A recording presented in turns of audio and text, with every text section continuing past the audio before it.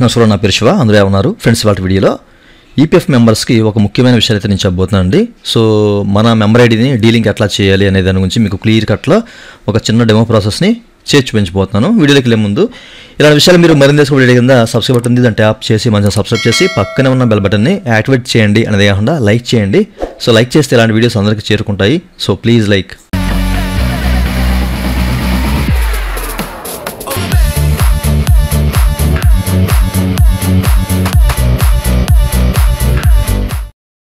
ఇక టాపిక్లోకి వెళ్ళే ముందు ఈపీఎఫ్ సంబంధించినటువంటి క్వైరీ అండ్ సర్వీస్ కావాలంటే నన్నైతే కాంటాక్ట్ అవ్వచ్చండి. నా వాట్సాప్ నెంబర్ ఈ వీడియో కింద మీకు డిస్క్రిప్షన్లో ప్రొవైడ్ చేశాను. వాట్సాప్ ద్వారా మాత్రమే నన్నైతే కాంటాక్ట్ అవ్వండి.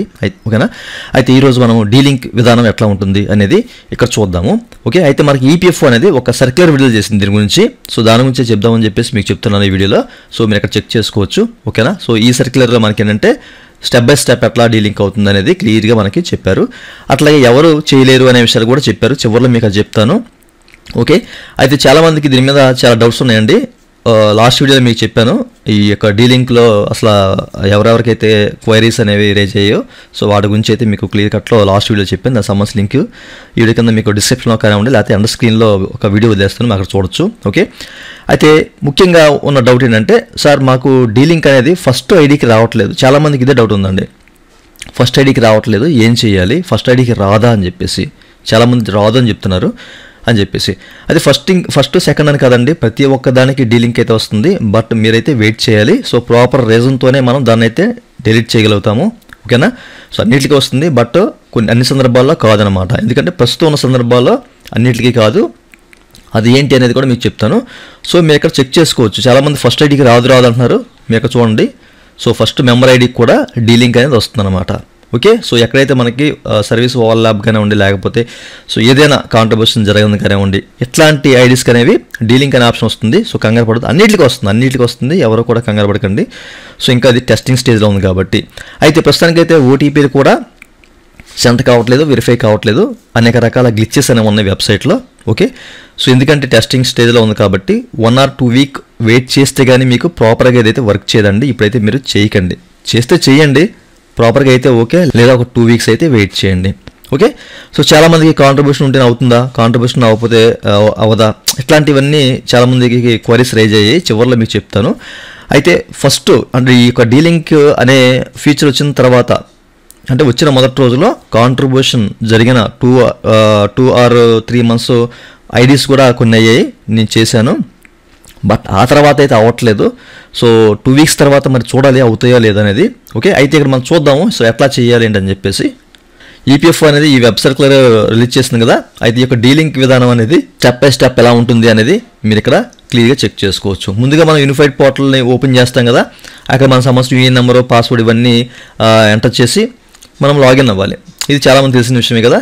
సో లాగిన్ అయిన తర్వాత ఏంటంటే, సో మనకి ఏంటంటే ఓటీపీ వస్తుంది. ఆ ఓటీపీ వెరిఫై చేసుకోవాలి.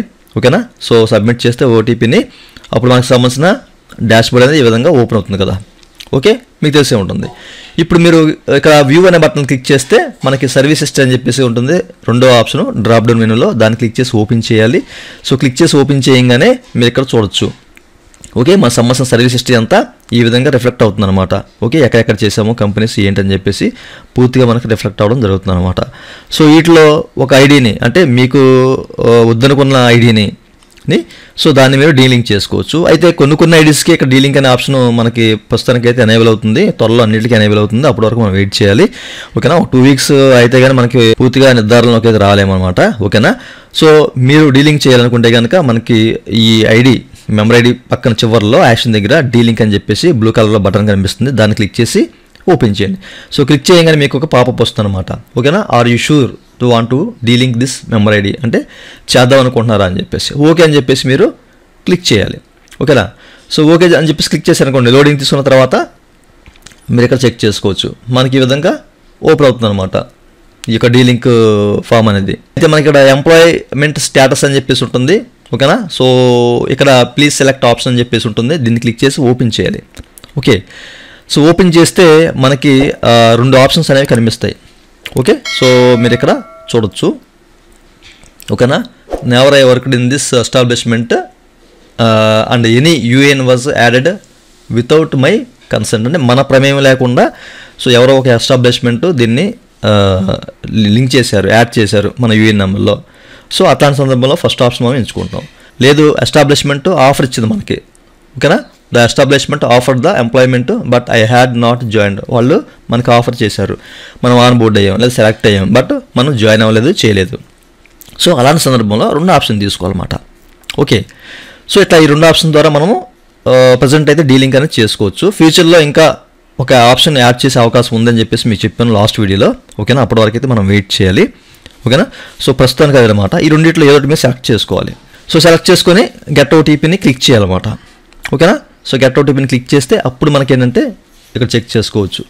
సో ఓటీపీ బాక్స్ అనేది ఓపెన్ అవుతుందన్నమాట. మన ఆధార్ లింక్ అయిన మొబైల్ నెంబర్ ఏదైతే ఉందో సో దానికి ఓటీపీ వెళుతుంది. సో ఆ ఓటీపీని ఇక్కడ ఎంటర్ చేయాలి. ప్రజెంట్ మనకి ఓటీపీ ఇష్యూ ఉంది వెబ్సైట్లో, ఓకేనా. 1 or 2 weeks తర్వాత ట్రై చేయండి, లేదా మీరు రోజుకోసారి ట్రై చేస్తూ ఉండండి. ఓకే, సో ఓటీపీని ఎంటర్ చేసి మనం సబ్మిట్ అని బటన్ క్లిక్ చేసాం అనుకోండి, ఇక్కడ మన పాపప్ వస్తుంది అన్నమాట, సక్సెస్ఫుల్ డీలింక్ ద మెంబర్ అని చెప్పేసి, ఓకేనా. సో ఈ విధంగా మనకి పాపప్ వచ్చిందంటే మన సర్వీస్ హిస్టరీ నుంచి member ID, particular member ID ఏదైతే ఉందో అదైతే పూర్తిగా డిలీట్ అయిపోతుంది అనమాట. ఓకే, సో ఈ విధంగా మనం డిలీట్ చేసుకోవాలి ప్రస్తుతానికి డీలింక్ ద్వారా. ఓకే, అయితే చాలామందికి రైజ్ అయ్యే క్వరీ ఏంటి, సో అసలు కాంట్రిబ్యూషన్ ఉన్నది ప్రజెంట్ అవ్వట్లేదు అని చెప్పేసి. అయితే ప్రస్తుతానికి కాంట్రిబ్యూషన్ లేని ఐడీస్ కూడా మనకి ఏంటంటే డీలింక్ అవ్వట్లేదు ప్రస్తుతానికి, ఎందుకంటే సంథింగ్ గ్లిచెస్ ఉన్నాయి.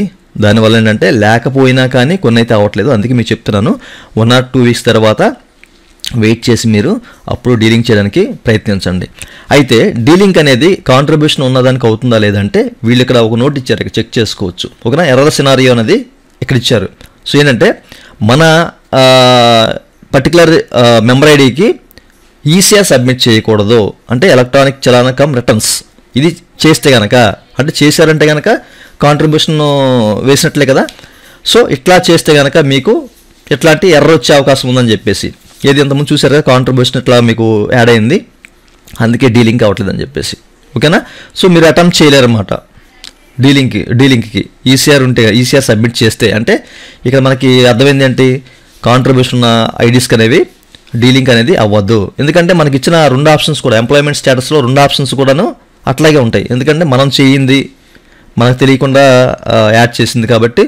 సో అందులో కాంట్రిబ్యూషన్ అనేది జరగకూడదు. అయితే ఇక్కడ మనం చేయకపోయినా కానీ కొంతమంది ఇంటెన్షనల్గా ఎంతో కొంత అమౌంట్ వేసినవి ఉన్నాయి, ఓకే. సో అట్లాంటివి కూడా మనం డీలింగ్ చేయాలి కదా. సో దాని కారణంగా వేరే ఆప్షన్, అంటే 3వ స్టేటస్, అంటే ఎంప్లాయ్మెంట్ స్టేటస్ అనేది 3వ రీజన్ కూడా ఇచ్చే అవకాశం అయితే ఉందన్నమాట. అప్పటి వరకు మనం వెయిట్ చేయాలి, ఓకేనా.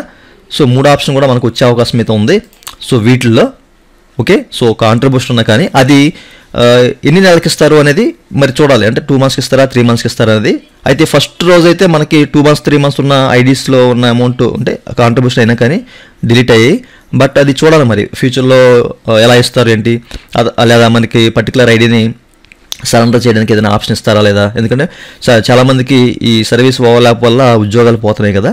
సో దాని కారణంగా దాన్ని పరిగణలోకి తీసుకొని ఈపీఎఫ్ అనేది పూర్తిగా సరెండర్ చేసే అవకాశం అయితే కల్పించాలి, లేకపోతే చాలా ఇష్యూ అవుతుంది ఇది, ఓకేనా. చాలా కంప్లైంట్స్ వెళ్ళాయి కాబట్టి మనకి ఈ ఆప్షన్ వచ్చింది. సో ఇంకా కంప్లైంట్స్ వెళ్తే దీని మీద ఇంకా ఆప్షన్ వచ్చే అవకాశం అయితే ఉంది. సో ఫ్యూచర్లో వస్తుంది అన్నట్లుగా వాదనలు అయితే వినిపిస్తున్నాయి, చూద్దాం మరి. ఓకే, సో చూశారు కదా. సో ప్రస్తుతానికి అయితే మనకి డీలింక్ అనేది ఏ విధంగా చేయాలి అనే దాని గురించి మీకు ఒక ఐడియా వచ్చింది అనుకుంటున్నాను నేను. చాలామంది కామెంట్లో కామెంట్ చేస్తున్నారు, సో అందుకే మీకు ఈ విషయాన్ని చెప్తున్నాను. ఇంకా మీకు ఏమైనా డౌట్స్ ఉంటే నన్నైతే కాంటాక్ట్ అవ్వండి. అట్లాగే నా వాట్సాప్ వీడియో కింద మీకు డిస్క్రిప్షన్లో ప్రొవైడ్ చేస్తాను, పెయిడ్ సర్వీస్ ఉంది, ఓకేనా. సో మీకు ఈ విషయాలు క్లియర్ అవుతుంది అనుకుంటున్నాను. ఇదండి వాళ్ళ వీడియో. ఈ వీడియో మీకు నచ్చితే కింద లైక్ బటన్ ఉంది, లైక్ చేసి మన సపోర్ట్ చేయండి. అలాగే ఇలాంటి విషయాలు మీరు మళ్ళీ తెలుసుకోవడం కింద సబ్స్క్రైబ్ బటన్ ఉంది, అంటే ఆప్ చేసి మనం సబ్స్క్రైబ్ చేసి పక్కన పెట్టి thank you for watching and జై హింద్.